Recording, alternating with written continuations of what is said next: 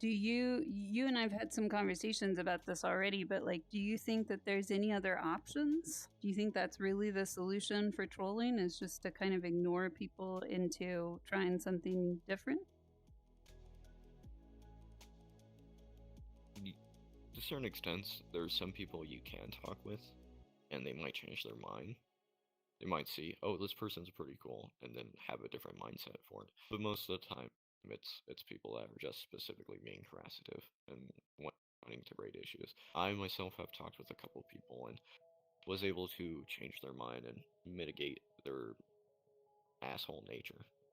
The first steps would be to just ignore them and not give them the attention, and then over time they'll be more perceptive to having a conversation because they didn't get any conversation the first time.